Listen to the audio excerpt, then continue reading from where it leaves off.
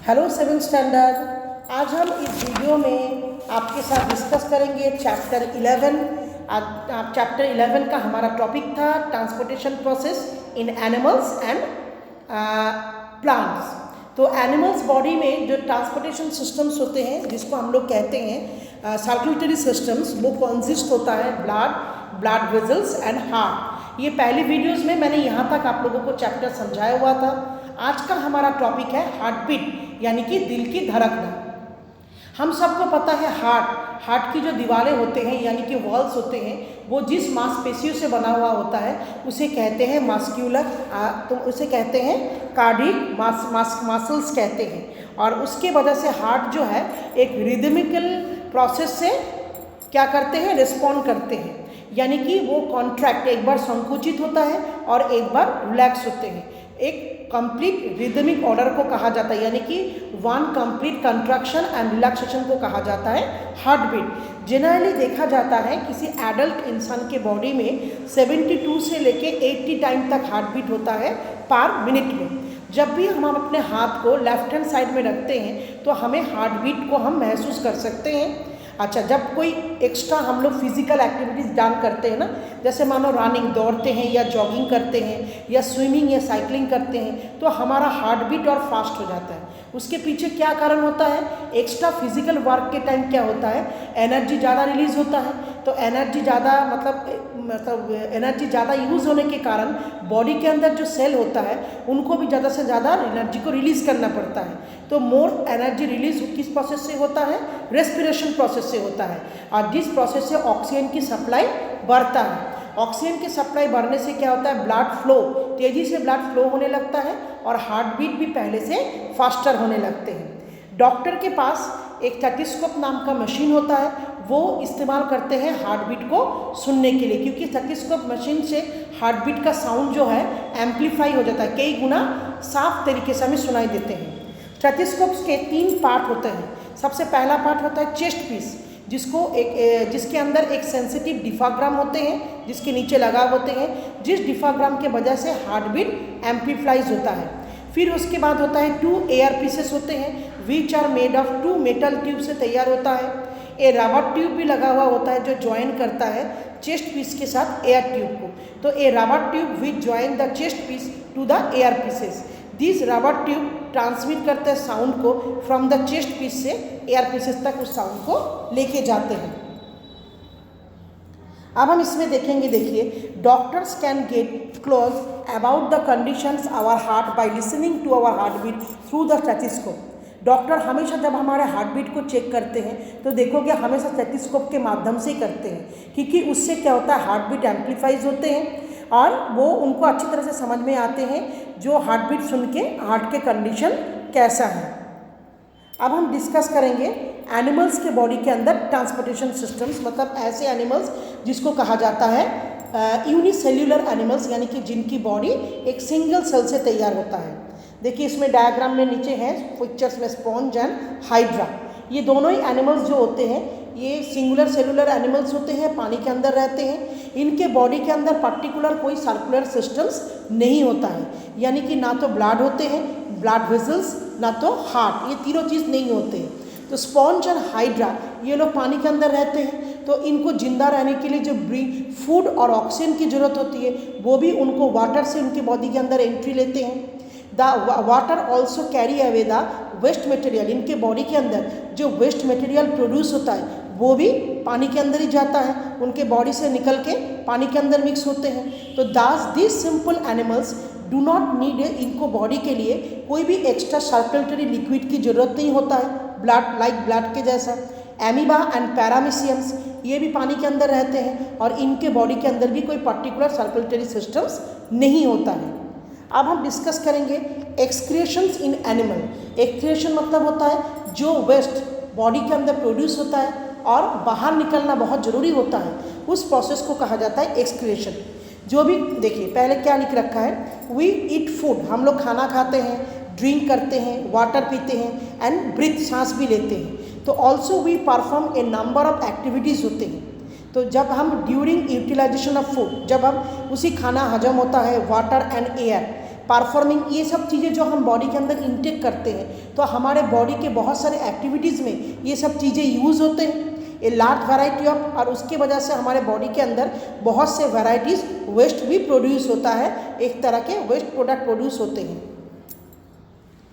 अच्छा, इस तरह के जो वेस्ट प्रोडक्ट प्रोड्यूस होते हैं ना, जिसको हम लोग क्या कहते हैं, टॉक्सिस, ये बॉडी के अंदर बहुत ज़्यादा हेल्थ को अफेक्ट पहुंचाता है। तो सो दिस वेस्ट प्रोडक्ट हमारे बॉडी में से निकलना बहुत ज़रूरी होता है। जिस प्रोसेस से हमारे बॉडी के सेल्स में से जो वेस्ट प्रोड्यूस होते हैं, लिविंग ऑर्गेनिजम्स के बॉडी से जिस प्रोसेस से इस तरह का वेस्ट प्रोडक्ट लिविंग मतलब रिमूव होते हैं, उस प्रोसेस को कहा जाता है excretion. The waste product produce in the human body, human body के अंदर किस तरह से वेस्ट प्रोडक्ट प्रोड्यूस होता है, देखिए carbon dioxide, urea and sweat. और जो ऑर्गेन इसको रिमूव करने के लिए उसके साथ मतलब मिले हुए होते हैं, इन्वॉल्व होते हैं। अच्छा, the removal of the waste product from the body depend करता है हमारे बॉडी में कितने अवेलेबिलिटी है वाटर का। जो एक्वेटिक एनिमल्स होते हैं जैसे फिशेस वगैरह हो गया, वो अपने बॉडी से जो वेस्ट प्रोड्यूस करते हैं उसे कहा जाता है एमोनिया, जो डायरेक्टली पानी के अंदर घुल जाते हैं। अच्छा, बहुत से लैंड एनिमल्स होते हैं जैसे बर्ड एंड रेप्टाइल्स, इनकी बॉडी में से जो वेस्ट प्रोडक्ट निकलता है वो सेमी सॉलिड होते हैं, जो वाइट कलर के वो कंपाउंड होते हैं, जिसे हम लोग यूरिक एसिड कहते हैं। और ह्यूमन बॉडी के अंदर से जो यूरिया मेजर एक्सक्रीटरी प्रोडक्ट होते हैं जो प्रोड्यूस होता है हमारे बॉडी से। अब हम डिस्कस करेंगे एक्सक्रिएशन इन ह्यूमन बॉडी के अंदर एक्सक्रिएशन। तो ह्यूमन बॉडी के अंदर जो एक्सक्रिएशन होते हैं, इस प्रोसेस के लिए कौन कौन से ऑर्गन इन्वॉल्व होते हैं, देखिए large intestine, lungs, kidney and skin. Large intestine का काम क्या होता है, यहाँ पे देखिए जो लार्ज इंटेस्टाइन काम होता है, ये जो खाना अनडाइजेस्टेड फूड होता है ना, जो खाना हजम नहीं हो पाता है, जो ब्लड के अंदर डाइजेस्ट होकर मिक्स नहीं हो पाते हैं, इस तरह के अनडाइजेस्टेड फूड को शरीर से बाहर निकालने का काम होता है लार्ज इंटेस्टाइन का। नेक्स्ट आता है लंग्स। जब हम रेस्पिरेशन प्रोसेस हमारे बॉडी के अंदर होता है, यानी कि सांस लेना और सांस छोड़ना, तो रेस्पिरेशन प्रोसेस में क्या होता है, हमारे बॉडीज़ में जो कार्बन डाइऑक्साइड नाम के वेस्ट प्रोडक्ट बॉडी के सेल से प्रोड्यूस होता है, वो रेस्पिरेशन प्रोसेस की एक्सक्रीशन सिस्टम से लंग्स के हेल्प से हमारे बॉडी से बाहर निकल के जाते हैं। Next kidney main excretory organs होते हैं। किडनी हेल्प करता है हमारे बॉडी से यूरिया को रिमूव करने के लिए, वेस्ट सॉल्ट एक्स्ट्रा नमक को एंड एक्सेस वाटर को बॉडी के ब्लड में से निकाल के बॉडी से बाहर करते हैं। नेक्स्ट आपका देखिए स्किन। एक्सेस जो वाटर होते हैं ना, यूरिया, सम सॉल्ट होते हैं जिसके अंदर एंड अदर मेटाबॉलिक वेस्ट जो होते हैं, वो हमारे बॉडी के स्किन के माध्यम से बाहर निकल के जाते हैं। जब उस वेस्ट प्रोडक्ट जिस माध्यम से निकलते हैं उस सिस्टम को कहा जाता है स्वेट। स्वेट एक तरह का लिक्विड वेस्ट होता है जो हमारे बॉडी के स्वेट ग्लैंड से लोकेटेड, जो स्वेट ग्लैंड से प्रोड्यूस होता है। और स्वेट ग्लैंड कहाँ पे रहता है स्किन के नीचे।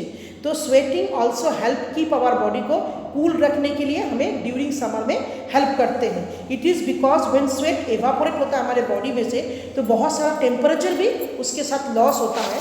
तो पसीने के बाद देखना बॉडी एकदम से ठंडा महसूस होता है। गर्मियों में अगर आप देखोगे हमारे कपड़े में भी वाइट पैचेस आ जाता है, खासतौर से अंडर आर्म वाला जो पोजीशन होता है कपड़ों में। एक्चुअल क्या होता है, स्वेट के साथ जो एक्स्ट्रा सॉल्ट निकलते हैं ना, वही एक पैचेस बन के कपड़ों के अंदर रह जाते हैं। ह्यूमन बॉडी के जो एक्सक्रीटरी सिस्टम्स में हेल्प करने वाले ऑर्गन्स होते हैं 2 किडनीज, 2 यूरेट्रस, एक urinary bladder and urethra. Actual क्या होता है, ह्यूमन बॉडी का जो किडनीज होते हैं ना, वो नीचे लोअर वेस्ट में जो हमारा कमर होता है ना situated level of the waist either side, दोनों साइड में वर्टिकल कॉलम में रहते हैं। किडनी बीन शेप के होते हैं और ब्रिक रेड इन कलर में होते हैं। हर किडनी के अंदर बहुत सारे कॉलिड ट्यूब, जैसे आप लोग कछुआ छाप जलाते हो ना, उसके अंदर जैसे कॉलिड उस टाइप में बहुत सारे ट्यूब होते हैं जिसको कहा जाता है नेफ्रॉन, और जिसका काम होता है फिल्टर करना। जब ब्लड किडनी के अंदर पहुंचते हैं तो उसके अंदर बहुत से यूज़फुल चीज़ भी जैसे होते हैं, उस तरीके से बहुत से हार्मफुल सब्सटेंसेस भी होते हैं। जब वही ब्लड किडनी के नेफ्रॉन्स के अंदर से गुजरते हैं तो नेफ्रॉन क्या करते हैं, उस ब्लड को फिल्टर करते हैं। फिर द फिल्टर ब्लड में से दे रिमूव कर देते हैं, हार्मफुल सब्सटेंसेस को अलग करते हैं, सच यूरिया हो गया, वेस्ट सॉल्ट हो गया। अच्छा, द यूजफुल सब्सटेंसेस जो होते हैं वो दोबारा ब्लड के अंदर बैक होके एब्जॉर्ब हो जाते हैं, और जो वेस्ट मटेरियल होते हैं वो the liquid left in the kidney में जो लिक्विड लेफ्ट बच जाता है उसके अंदर एक्सेस वाटर यूरिया होते हैं और बहुत से वेस्ट सॉल्ट भी होता है जिसके अंदर डिजॉल्व रहते हैं, वो हमारे किडनी से यूरिया नाम से येलो कलर का होके बॉडी से निकल जाते हैं। अब हम पहुंचेंगे नेक्स्ट पेज में। यहाँ पे देखिए डायग्राम में आपको दिखाई देंगे अच्छी तरह से। The urine formed in the kidney goes into the urinary bladder. यहाँ पे देखिए ये दोनों किडनी से आपको दिखाई दे रहा है, नीचे यूरिनरी ब्लैडर, इसके अंदर जो है एक लिक्विड वेस्ट जो है बॉडी से निकलने से पहले जमा होके रहते हैं, और इन यूरिनरी ब्लैडर को जोड़ने वाला 2 पाइप है, आपको येलोस कलर का दिखाई दे रहा है, यूरेथ्रा कहते हैं। Urine collected in the urinary bladder में जमा होता है बॉडी से पास होने के लिए, और उसके लिए जो ऑर्गन जिससे पास होता है उसको कहते हैं यूरेथ्रा। एक एडल्ट इंसान के किडनी में कम से कम नॉर्मली 1 से लेकर 1.8 litre of urine each day produce होता है, और यूरिनरी ब्लैडर के अंदर 0.5 लीटर तक यूरिन स्टोर होकर रह सकता है। द यूरिन कॉन्सिस्ट ऑफ, जो यूरिन हमारे बॉडी से पास होता है उसमें 95% वाटर होता है, 2.5% urea and 2.5% other waste product होता है। अच्छा, कई बार क्या होता है, कोई बहुत से स्वस्थ इंसान के शरीर में नॉर्मली किडनी का फंक्शन होना बंद हो जाता है, किसी भी तरह से इन्फेक्शन हो या किसी भी रीज़न से किडनी काम करना बंद कर देते हैं, तो उससे रिजल्ट क्या होता है, जो ब्लड के अंदर वेस्ट प्रोडक्ट होता है वो रिमूव नहीं हो पाते हैं। तो किडनी अगर कम्प्लीटली फेलियर हो जाता है तो वेस्ट प्रोडक्ट जो है बॉडी के अंदर फैलने लगता है, वो टॉक्सिस फैलने से देखा जाता है कि 7 डेज के अंदर उस पेशेंट की डेथ हो जाते हैं। तो सिंस यूरिया एक टॉक्सिक सब्सटेंस होते हैं, so accumulation of the too much urea in the blood ultimately kill the person.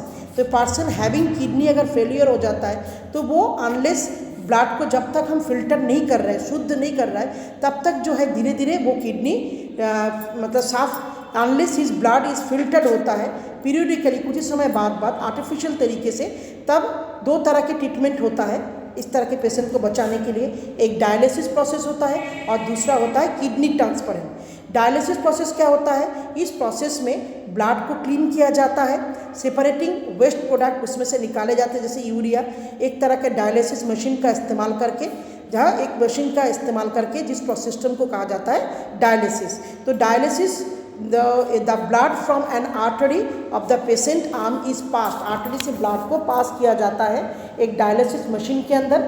उस मशीन में एक थिन सेमी प्रेम्बल मेम्ब्रेन होते हैं जो सेपरेट करते हैं वेस्ट प्रोडक्ट को ब्लड में से। द क्लीन ब्लड फिर पंप बैक करके वेन्स में डाल दिया जाता है उसी पेशेंट के आर्म में। The procedure of the dialysis continue होता रहता है जब तक पूरी ब्लड क्लीन ना हो जाता है, वो रेगुलर इंटरवल के बाद डायलिसिस सिस्टम चलता रहता है। दूसरा प्रोसेस है किडनी ट्रांसप्लांट। बहुत से लोगों का किडनी को भी जो है सर्जरी करके निकाल के दूसरे किडनी का इस्तेमाल किया जाता है। अब हम देखेंगे ट्रांसपोर्टेशन सिस्टम्स इन प्लांट। अच्छा, ट्रांसपोर्टेशन सिस्टम प्लांट बॉडी में होता है, ये प्रीवियस चैप्टर्स में कई बार समझाया गया है। 2 तरह के ट्रांसपोर्ट इनके बॉडी में होता है, एक तो जो रूट्स जमीन में से एब्जॉर्ब करता है वाटर और मिनरल्स को, लीव्स तक पहुंचते हैं, और दूसरा होता है लीव्स में प्रिपेयर फूड प्लांट के और भी जो पार्ट्स में पहुंचते हैं। तो ब्रेक डाउन, अच्छा, क्योंकि every cell of an organisms को गेट एनर्जी की जरूरत होती है। The break down of glucose, plant body क्या करते हैं, ब्रेक डाउन ऑफ ग्लूकोज करते हैं, को ब्रेक करके उससे में से एनर्जी लेते हैं। तो food is the source of energy होते हैं। सो एवरी सेल या ऑर्गेनिजम्स को एनर्जी के लिए फूड की जरूरत होती है। Therefore the food formed in the leaves must be made available to every cell. For this it has to be the transported system. Plant body के लिए बहुत ज़रूरी होता है क्योंकि जो खाना वो खुद प्रिपेयर करता है वो बाकी के पार्ट तक पहुंचना भी बहुत ज़रूरी होता है। तो प्लांट बॉडी में 2 तरह के ट्रांसपोर्टेशन सिस्टम्स होता है। एक होता है कैरी करता है वाटर और मिनरल्स को जो एब्जॉर्ब होता है रूट से लेके लीव्स तक, और दूसरा होता है टू कैरी होता है फूड को प्रिपेयर्ड बाय द लीव्स से लेके all part of the body. तो प्लांट बॉडी के अंदर जो ट्रांसपोर्टेशन सिस्टम्स हैं उसे कहा जाता है वैस्कुलर सिस्टम्स। अच्छा, वैस्कुलर सिस्टम्स के अंदर 2 तरह के सेल काम करते हैं, जाइलेम एंड फोलेम, यानी कि xylem and phloem. The vessels are made of, ये जो वेजल्स होते हैं वो स्पेशल किस्म के सेल से तैयार होते हैं जिसको वैस्कुलर टिश्यू कहा जाता है। एक्चुअल टिश्यू क्या होता है? ग्रुप ऑफ सेल जो पर्टिकुलर किसी एक काम को परफॉर्म करता है। तो जो वैस्कुलर टिश्यू वाटर और मिनरल्स को प्लांट के रूट से लेके लीव्स तक पहुंचाता है उसे कहा जाता है जाइलम, और जो वैस्कुलर टिश्यू लीव्स के प्रिपेयर फूड को बाकी पार्ट तक लेके जाते हैं उसे कहा जाता है फोलेम। तो प्लांट बॉडी के अंदर ट्रांसपोर्टेशन सिस्टम जो है कॉन्सिस्ट होता है दो टाइप ऑफ वेजल से, एक होता है जाइलम एंड द फोलेम। अब हम देखेंगे transport of water and minerals किस तरीके से ट्रांसपोर्ट हो रहा है। प्लांट एब्जॉर्ब करता है वाटर एंड मिनरल्स को रूट में से। For the absorption of water and minerals large number में होता है, क्योंकि वो शक करने वाला कौन होता है? उस चीज़ को एब्जॉर्ब कर रहा है मिट्टी से, रूट हेयर। तो therefore water and minerals are absorb होता है रूट हेयर से। The large number of root hair increase the surface area को बढ़ाते हैं और रूट बहुत नीचे तक फैल जाता है इस वाटर को सोक करने के लिए। फिर जाइलम फॉर्म जो एक वैस्कुलर टिश्यू होता है वो कंटिन्यू एक नेटवर्क चैनल का काम करते हैं रूट से लेके उनको लीव्स तक पहुंचाने के लिए। तो ट्रांसपोर्ट करते हैं जाइलम वाटर एंड मिनरल्स को टू द इंटर प्लांट तक। अच्छा, इन प्लांट के बाद वाटर एवापोरेट होता है, एक्सेस वाटर लीव में से, किसके माध्यम से? प्लांट के पत्तों में छोटे छोटे स्टोमाटा होता है जिस प्रोसेस के माध्यम से ट्रांसपिरेशन प्रोसेस कंप्लीट होता है। द कंटिन्यूअस एवापोरेशन की वजह से लीव्स के अंदर जो है एक मतलब पानी की कमी होता है तो एक सक्सेशन फोर्स काम करता है जिसकी वजह से जड़ से वो पानी फिर ऊपर की तरफ खींचते हैं। एक्चुअल हम लोग कोल्ड ड्रिंक्स जब पीते हैं ना स्ट्रॉ के माध्यम से, जब स्ट्रॉ को हम ऊपर से खींचते हैं तो नीचे में एक पावर, ये ब्लैंक स्पेस में एक फोर्स क्रिएट होता है जिसकी वजह से वो वाटर या जूस हमारे मुंह तक आके पहुंचते हैं। तो xylem vision transpiration in the similar to the one which we produce while drinking juice from a glass। जैसे मैं एग्जाम्पल में बोला, the plant also get cool in hot weather में प्लांट कूल होते हैं by the process of transpiration process से। In the case of more transpiration rate of absorption water increases, बढ़ जाते हैं। अब हम नेक्स्ट प्रोसेस में देखेंगे ट्रांसलोकेशन ऑफ फूड में क्या होता है।